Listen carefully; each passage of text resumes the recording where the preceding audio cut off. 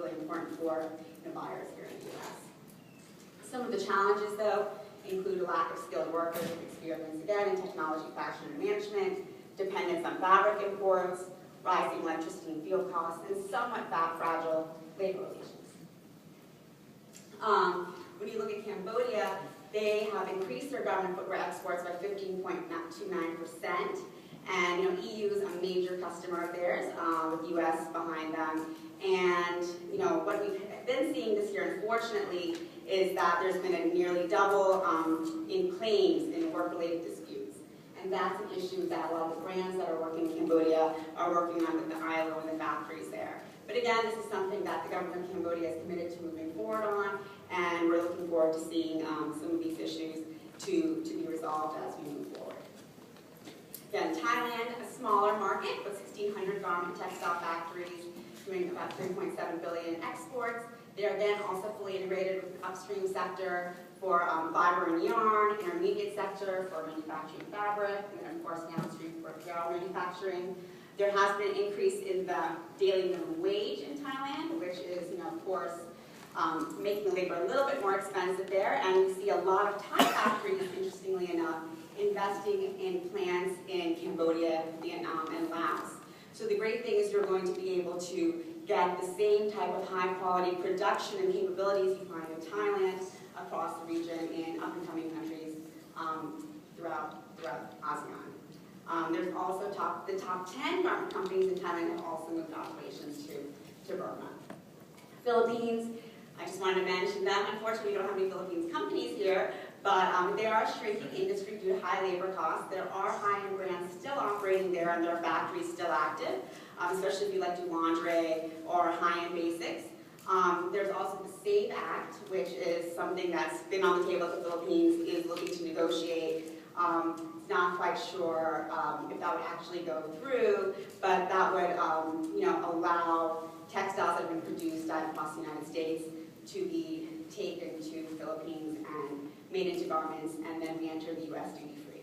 But whether or not that actually becomes a reality remains to be seen and suspect in an election year. And then finally, we look at Myanmar, which is an up-and-coming market, still not really open to U.S. buyers here. I just wanted to mention because they are a pretty, significant player in the ASEAN region with doing exports of 770 million in 2011. They are a big producer for Japan, South Korea, and there are about 150 garment factories in Rangoon. And, this is something that we can keep our eye on in the future. Trade relations with Myanmar have not opened up yet, but I'm sure Tom will be talking about that in terms of what are the opportunities in the future. And so just looking at the ASEAN advantage, we really see a skilled workforce across the entire region, high production efficiency, competitive labor rates, integrated production, a stable political and economic environment, and a liberalizing trade policy environment where the governments are really supporting the growth of these sectors. All of these together really make ASEAN a diverse and exciting opportunity for anyone looking to source apparel and textiles. So, I really encourage all of you to visit the ASEAN Pavilion. We're really excited for this sourcing of magic to have companies here from Vietnam, Indonesia, Cambodia, and Thailand. You can come see us in booth 66500 to 66600. And we also have some of the companies here. And so if you are from the Indonesian or Vietnam or ASEAN companies, please stand so we can all recognize you and say hello. Great. Welcome. And so if any of you would like to meet with any of these factories, please come by the pavilion. We also have Ms. Yoon here from Vitas in Vietnam and Ms. Made from Indonesia, the commercial attaché from Indonesia. And they're also here to answer any of your questions about doing business and trade in Vietnam and Indonesia. So thanks so much for your time, and we look forward to seeing you all at the pavilion today. Take care. Thank you, Angela. That was fabulous. That was really great. So as you see, we wanted to make this like a working session for you. Everything can be done all in one spot today, educate you on what's going on in the region, and then you can actually connect with the factories relative to your business needs. So let me see if I can get the the next presenter up. Tom Travis is going to share with us the trade opportunities in regards to this particular region. So, please help me welcome Tom.